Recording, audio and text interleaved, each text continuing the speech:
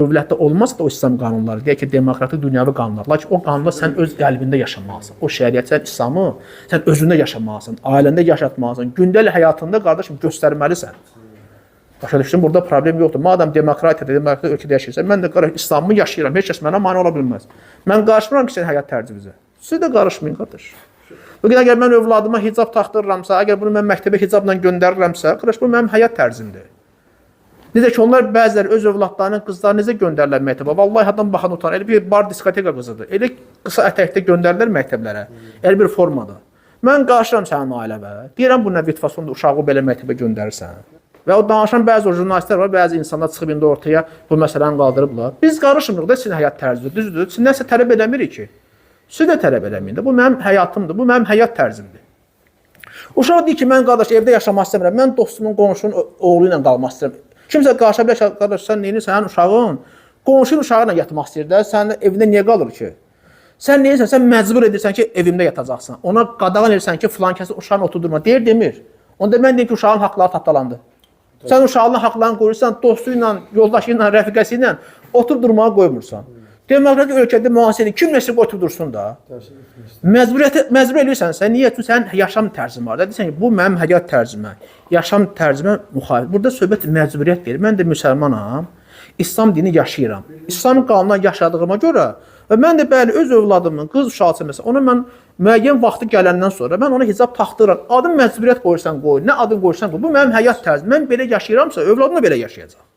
Niyə görə? Çünki hər şeyin təməli uşaqdan qurulmur. Sənin uşağın məktəbə, hansı uşaq məktəbə gedmək istəyir? Ha, Fuad. Onda mən sən uşağı məcbur edib məktəbə göndərirsən, haqlarını tapdarırsan. Sən bəli, məcbur edirsən, haqqın da var. Məsələn, uşaq oxumaq istəmir. Sən nə edirsən? Məcbur edirsən. Deyim, uşağın haqları tapdalandı. Yox, elə deyil axı. Bəli, belə olmur. Niyə? Sənin həyat tərzin budur. Sən uşağa məcbur edirsən, bunu geyin, onu geyin. Bugün bax, belə deyək də, qardaş. Uşaq təcavüzləri niyə baş verir? Qız uşağına təcavüz niyə olur, qardaş? Çox yayılır bəzi yerlərdə. Niyə? Çünki o uşaqları elə gendirirlər ki, vallahi. Yəni o qız uşağının üzr istəyirəm, qardaş. Oradan bara, diskoteka gedən qızdan fərqi yoxdur. Və xəstə qəlblər də, o psixopat olan insanlar da, o şəhvani, heyvan kimi şəhvani olan insanlar da meyl edir, qardaş. Və bu təcavüzlər baş verir. Sən eşitmirsən ki, hicablı qadınlar kimi təcavüz eləsin? Yəni milyardda bir hadisə var, düzdürmü, qardaş? Niyə? Çünki o haram yerlərin qorulduğuna görə o xəstə qəlblər də ona meyl eləmir. Deməli, biz o uşaqları indidən niyə gendirir? Təməli indidən qoyulur da. Sən uşağı niyə məktəbə qoyursan? Niyə oxutdurursan ki? Deyirsən ki, bu biraz böyüsə oxumayacaq. Qoy indidən oxutdurum ki, savadlı olsun, sabah bu öz planlarını qursun, hədəfləri olsun. Düzdürmü, qardaş? Mən də indidən edirəm ki, bu sabah böyüyəndə özü seçim eləyər. O seçim eləməyəcək. Artıq o sənin kimi yaşamaq istəyəcək. Çünki uşaqlıqda mən təməli qoymamışam.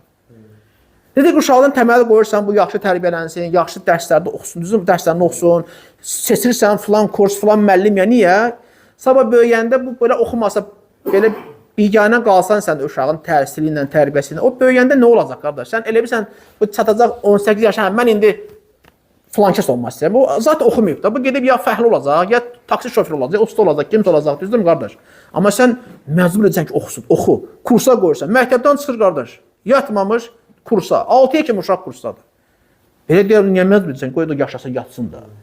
Sən onun indidən təməlini yaxşı qoyursan, bünövrəsini qoyursan ki, bu biraz böyüyəndən sonra qoy bunda müəyyən savad biliklər olsun ki, bu özü inkişaf elətdirə bilsin. Qardaşım, mən də belə deyirəm də. Mən bugün o uşağı başdan bıraxsam, vallahi 15 yaşına gəldim, namaz qılmaq istəməyəcək. Qız uşağı başını bağlamaq istəməyəcək, çünki əvvəldən bunu bünövrəsini qoymamışam. Siz də Allahdan yaxşı bilə bilməzsiniz, onu deyəm, o Rəbbim Allah da deyənlər var, mən müsəlmanam deyənlər var. Sən Allahdan çox bilirsən. Allah Rəsulundan çox bilirsən. Allah Rəsul bizə nə vaxt əmr edib uşaqlara namaz qılmağı? Deyib 7 yaşa salanın namazı buyur ona. Əmr edir, yəni buyur da qoy namaz qılsın. 10 yaşına çatanda namazı qoy var kötəklə. Çırpmırsan, görə vurursan ki, abala namaz qılmaq lazımdır. Qoy məsuliyyət bəla acıqlanırsan. Uşaq səbatlı matanda acıqlanmırsan. Qardaşım, dərslərini oxuyanda, oxumayanda acıqlanmırsan. 2 alanda acıqlanmırsan. Niyə uşaqsan qışqırsan? O da özü azaddır, özü bilər. Oxuyar, oxumaz.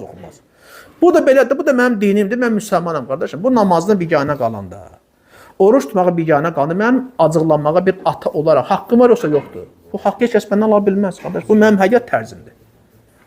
Burada söhbət məcburiyyətdən gedmir. Bu mən İslam yaşayıram, mən müsəlmanamsa, deməli, mən istəyirəm, mənim ailəm də belə olsun. Və heç kəs də buna müdaxilə etmək doğru deyil. Məktəbə belə gedirsə, bu mənim seçimimdir, ata olaraq, bəli. Uşağın nə seçimi ola bilər? Sən uşağa ixtiyar verirsən, subhanallah. Sənin uşağın dediyim kimi, gedib qonşunun evində qalsa, sən deyəcəksən, bala, ged qal və biz müdaxilə etsək, neynim də uşaq istəyir, hamı müdaxilə edir, məcbur göndərəcəksən qonşunun evinə, qardaş, göndərməyəsən. Hətta sən uşaqları ilə necə rəftar etməyi bir indidən sən onu məcbur edirsən. Filankəs uşağını oturdurma, filankəs oturdur. Niyə edirsən? Uşağın haqlarını niyə alırsan ki? Sən belə tərbiyə edirsən, biz müdaxilə eləmirik, sən də bizim tərbiyə metoduna müdaxilə eləmə də. Uşaqları gendirilməkləri, uşaqları nə bilim, yəni söhbət vallahi yəni başın üstəkindən söhbət getmir, əsas başın içindəkidir. Başın içində sən onun hicabına belə deyək də, fokuslanma da. Hicabın altında olana sən fokuslan. Onun ağlına, beyninə gör, bunun düşüncələri nədir? Bunun tərbiyəsi, bunun əxlaqı nədir? Məktəblərdə baş verir rüsvayçılıq. Nə qədər belə hadisə eşitsən, gizlin çəkişlər qoyurlar, biabıslar uşaqları, məktəb uşaqları hərəkətdə. Sən ona fokuslan gedən. Sən onu qaldır, bunu qloballaşdır. Məktəblərdə bugün narkotik maddələr satılır. Konfet adı ilə, nə bilim, saqqız adı ilə, nə adı ilə, nə adı ilə. Sən buna fokuslan, sən bunun tədbirini, buna çalış, düzü bunu qoy müzakirəyə. O jurnalistlər deyirəm, danış bizə hicabdan. Sən bunu müzakirə edən ki, bu məktəblərdə uşaqlar niyə normal təhsil, niyə normal üzr istəyirəm tərbiyə almır, qardaş? Niyə? Niyə pozulurlar? Niyə uşaqlar artıq əski hərəkətləri gəlir? Niyə məktəbli uşaqların cinayəti artıb? Nə qədər məktəbli uşaqlar var ki, bugün cinayət iş görür, qardaş? Düzdürmü? Onu vurur, bunu söylüyor, onu incidir, onu alçaldır, onun saçını qırxır, çəkir, müəllimə sataşır, müəllimlə dalaşır, biabırçılıqlar.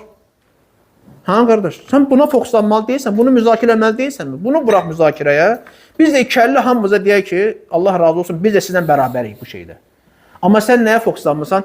Qız uşaqları hicabla niyə məktəbə gedir ki, subhanallah? Ya sənin İslamla müsəlmanla bir düşmənçiliyin mi var? Mənim həyat tərzim budur, mən belə istəyirəm. Sən də uşağı nə desən, göndər məktəbə. Zaten biz onu da görürük. Mənasız yerlərə aparırlar, mənasız insanların qarşısına çıxardırlar, mənasız verilişə oturub ailəcə baxırlar. Onlara nə təyib alacaq? Yəni belə, yəni Allah ıslah eləsin. Hər bir halda gözəl qardaş, yəni hər kəs özündə İslamı yaşamalıdır, qəlbində İslamı yaşamalıdır. Bu İslam qanunları olmasa da belə ölkədə, lakin mən müsəlmanlar bunu yaşayıram. Bir də qardaşlar, burada söhbət məcburiyyətdən getmir. Biz o hicabı öz qızlarımıza sevdirmişik.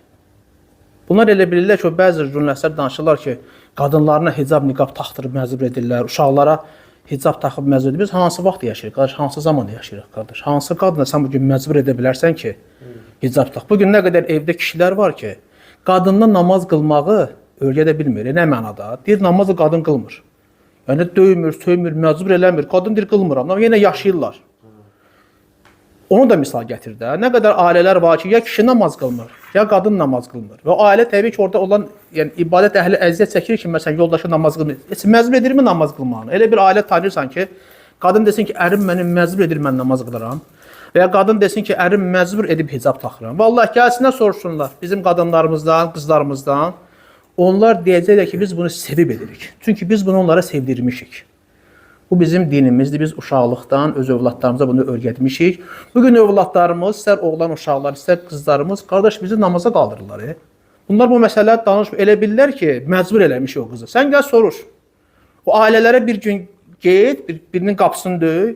Deyən ki, sənin evdə hicablı qızın var. O qıza sual ver. Deyən, səni məcbur edib taxtırlı, yoxsa özün istəyirsən, deyəcək, özüm istəyirəm. Vallahi bizim qızlarımız var ki, hicab taxməylə çölə çıxmaq istəmir. Elə bilir ki, məcburən biz bunun başına hicabı taxmışıq, subhanallah. Sən düşüncəyə bax, sən hansı ölkədə yaşayırsan, burada kimi nəyə məcbur edə bilərlər, nə danışırsan sən? Gör, insan bu qərəzli çıxışlardır. Bu onu göstərir ki, bu insanların İslamla problemləri var. Bax, bu cür jurnalistlərin İslamla problemi var, müsəlmanlarla problemi var.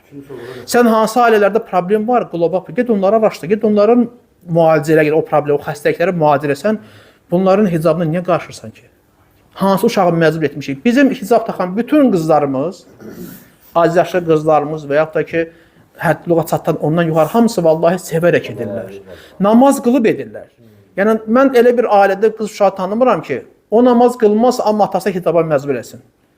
Hamısı hicab taxaraq namaz qılır. İndi orada bir-iki istisna tapa bilərsin. İstisna həmişə hər yerdə var, hər şeydə istisna var. Lakin yəni, bunlar məsələnin kökünü dəyişmir də. Hamısı sevərək edir. Öz xoşları ilə edirlər, bəli, sən deyirsən, qızım taxmaqladır, bəli, ata düz deyirsən, mən müsəlmanam, taxır. Heç kəsi məcbur etməmişik, zorla, ey qızım, bu baş